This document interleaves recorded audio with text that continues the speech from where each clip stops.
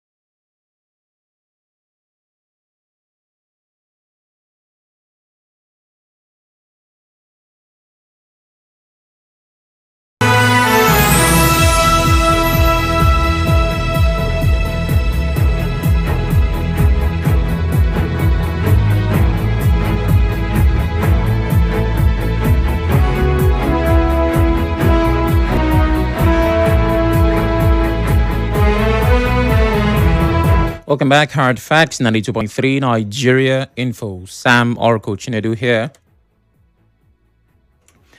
Let's start, as always, at the beginning. There was relief for the 12 people who were accused of killing a policewoman. Inspector Christiana Erekere, River State High Court in Port Harcourt on Monday, set them free after saying they were not guilty of the crime. This ends the long court case that started on June 18, 2024. The judge, Justice Augusta Kingsley Chukwu, said the government lawyers could not prove that the 12 people truly planned or killed the policewoman. The judge also said the witnesses who spoke for the government gave stories that did not agree with each other, and the evidence they brought did not directly show that the 12 suspects were involved. The court added that the medical report showed the policewoman may have died from other health problems like asthma and suffocation, not necessarily from any attack. Because of this, the judge ordered the government to pay 1 million naira each to the 12 people as compensation. Recall that late Inspector Christiana Erekere was said to have been killed on April 24, 2024, during a stop-and-search operation at the Taba Police Division in Kana local government area. The people arrested were on their way from Delta to Akwa Ibom for a traditional wedding. After the judgment, the lawyers of the freed suspects, Sonny Wokoro, Robert Ngwere, and Sunday Womom, spoke to journalists. Murder is on proof beyond reasonable doubt. It's not based on emotions. The facts has to be proved. The defendants, each of them has to be linked directly to the death. So it's not something that is sentimental and emotional. And the court agreed with the defense team that the prosecution did not prove their case beyond all reasonable doubt. And therefore, discharged and acquitted all the defendants. I feel very happy. I feel fulfilled for a defense counsel to defend a charge of conspiracy and murder. And at the end of the day, justice has taken its course. My Lord, Honorable Justice, Dr. Chu has done very well. The judgment is in line with the rules of court, the provision of the law, as it were. The government's lawyer, Celestine Dixon, also spoke.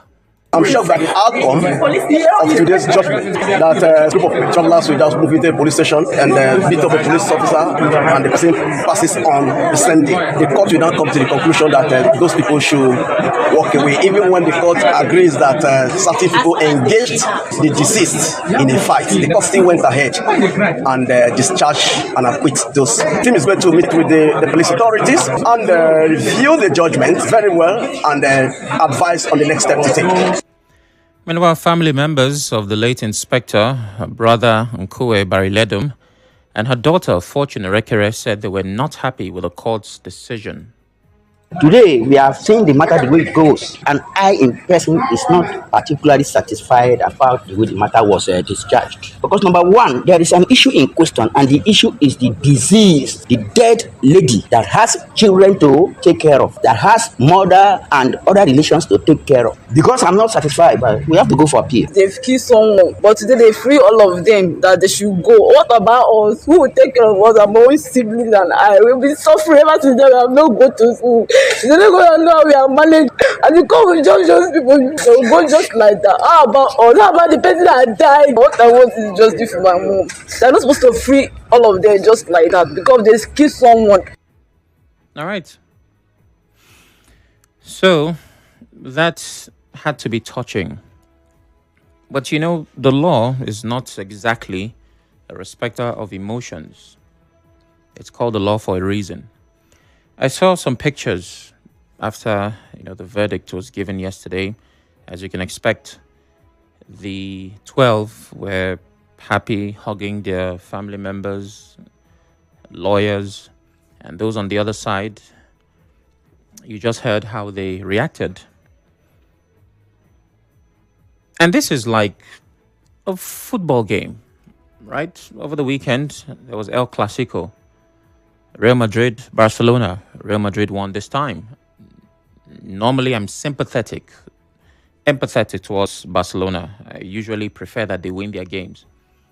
But every Barca fan, found, we didn't win because of this. The point is you lost. That's exactly how it feels. And nobody wants to be on that side. Most times, people on that side do not think that they lost fair and square. But this case borders on humanity. I think I saw somewhere that the late inspector was a widow.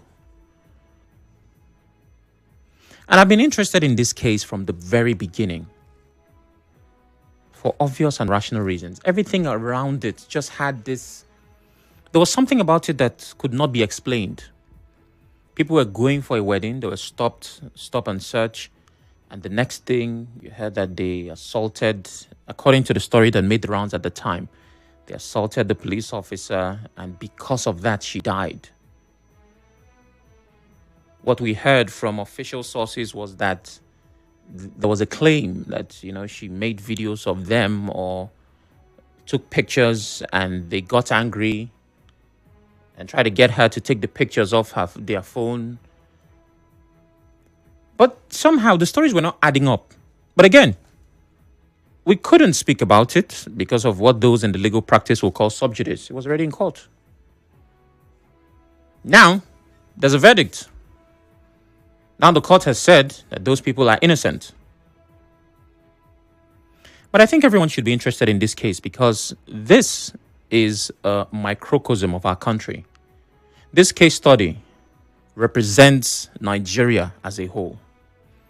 That there are lots of things that are happening you don't understand and you don't agree with, but you still somehow cannot make sense of it. What do we know? Last year, at least we can confirm that. Whether you're a lover or hater, you know that these people were going for a wedding. Somehow, the police stopped them. Multiple reports claim it was a stop and search. What happened at that checkpoint? Those who were not there cannot tell because of the many things that have been said. But I can confirm that something that was not meant to happen happened. One source claims that the police officers were asking for money, which is not difficult to believe because we've seen police officers ask for money before. If I've stolen, even when I repent, if you accuse me of theft, it is easy for those that I've stolen from to believe, say, now so. I will not have to be the one to say, all things are passed away. So it is easy to accuse the police of extorting people even when they did not do it. Because that is what you call an image problem. As a matter of fact, today, on my way to the office, I was stopped by the police and nothing happened. Wind up, hey, Chama, how far, hey, everything. They go. Didn't disturb me, just told me to move on. But if I had come to the office and told my colleague, more waiting police do me today, nobody would ask if I'm telling the truth. Everybody would just believe. Why? Because maybe a few people in the office have had those kinds of experiences too. So the police is an easy target in this case. The judge has ruled. That, according to the court, is what is considered justice. But regardless of what you support, you have to understand that the rot in the system affects even those who think they benefit from that system. The rot in the police force is a cancer that affects even the police. This time, an officer was affected. And now we have to go to court to try to prove that 12 people who were going for a wedding killed this officer. Now her daughter is crying. We want justice. And you and I cannot tell. Well, I'll rephrase that. The court has decided how justice is defined. The rot in the system, not just the policing system, but Nigeria as a whole, is a cancer. You see, a cancer is a slow death of your cells. It spreads and it takes no prisoners. That's why doctors will tell you early detection makes a world of difference. Because once it gets in, it is after your life, not your body. Now, this one time, it has also affected the police.